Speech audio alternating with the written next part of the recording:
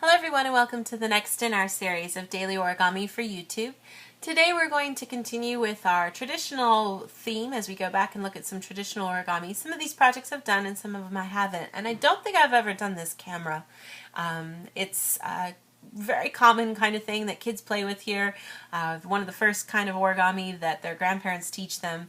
It's a little hard, so you usually have to ask a grown-up to make it for you because little kids probably couldn't pull this off. But we're going to make this today. It is under the category of pure origami. We are just starting with a square piece of paper. I'm going to be using standard origami paper, 15 by 15 centimeters. You can use any size, and in fact, if you're just trying this out for the first time, you might want to use something a little bigger just so that you have a little more paper as you do it for the first time.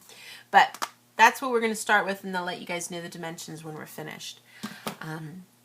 In some ways, this whole idea of this camera is a little obsolete. Nobody even uses these kinds of cameras anymore, but the general concept of it is kind of fun. So we're going to start off with our paper here. I want to start with my color side facing down, and I want to start with putting some basic creases. So I'm just going to fold my paper in half both ways here so that I know where my center is. Fold it in half this way, and then the other way too.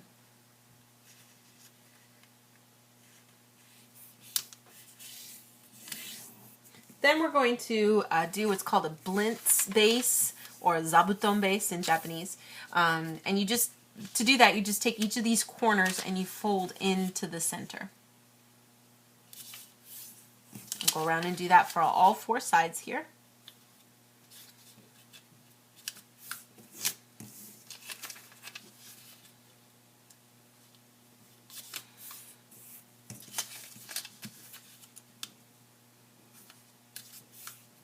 So get all four of those sides folded in, turn it over, and we're going to repeat those steps one more time. So doing another blintz base, if you will, by folding each of these four corners into the center. Make good creases as you go.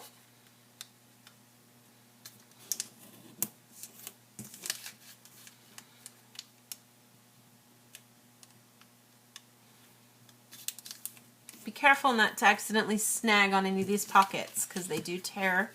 You don't want to tear it open.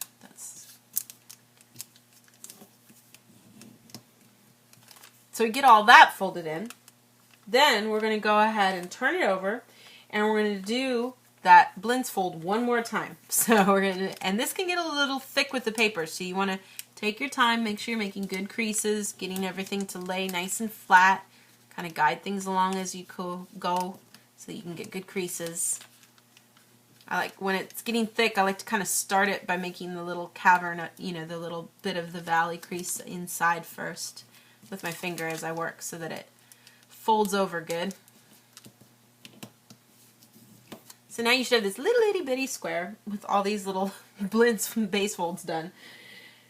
Then we're going to turn it over one time here, and I'm going to take and open up each of these little pockets.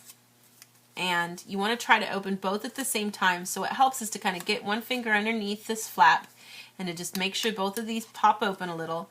And then we're just going to put a little bit of pressure so that this can fold up, straight, and smooth out to create a really nice rectangle. And I want to just repeat the steps for this side too, the opposite side. So we're just taking this and lifting it up, and if these don't just naturally pop open, start them with your fingers and then just smooth it out so that it comes out to look something like this. Then I want to go ahead and take and unfold these sides. So I'm just going to take what I can here. Try to keep these two areas the way they are, but everything else you're going to need to unfold to get stuff going. So we get all this opened. Take what you see here on the side, here and here, to open it out to this stage. So we've got this all opened up. And I want to fold it in half and then just allow the creases to bring these tips into the center. Pull down, put a little pressure in the middle so that these pop together, and we can smoosh it down so we get this cool little design here. These two little like legs on the sides. Then I'm going to take what we've got here and I'm going to fold the back part down so that you get the rectangular section in the back and at the top, and these two little arms here now. Now I want to go ahead and take each of these little flaps here. So with these two little flaps, I'm just going to bring them together in the middle. Make sure that this center part comes in. Get these two to come together and overlap. It doesn't matter which one you do, which one's up and which one's down, but we just want to have a little tiny bit of an overlay here. So we have these little bits of triangle sticking out on the sides. I'm just going to take the one that's on top and fold it over snug against the edge, and then take this and fold it over snug against the edge, so that we get this kind of locking system on the top part. Now this is where the whole concept of the camera comes from. The idea is pretty old. It's way back to, I think it's almost even way back to the idea of the sound that cameras used to make when you had an actual flash, you know, light flash bulb on top. Those little square ones that make a popping noise.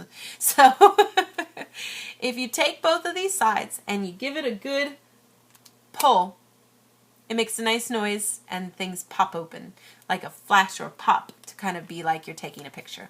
And then the fun thing is you can just redo this, and after a lot of play, these edges may not hold very good and you might need to do it again. But again, if you just give a little pull and if anything kind of push a little pressure with your thumbs here in the back, listen to the sound, pops open. Kind of cool. So, I don't know if any people would say, yeah, that's a camera, because it doesn't seem very much like a camera, but that's what it is here. So again, just with a little pressure in the back, holding, pinching here, popping it out. So that gives you our finished little camera.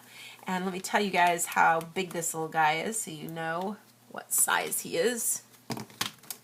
But these can be fun little, you know, party favors for parties and stuff like that. That's why it can be kind of a fun thing, unique thing for a celebration. It's about 7.5 centimeters wide. And I mean, this is a little small, you know, for camera, for what kind of camera it's supposed to be. You could make it bigger. But if you get too big with these kinds of things, they tend to not pop very good. So you want to kind of keep that in mind. It's about 6 centimeters. You know, I'm going to say this is long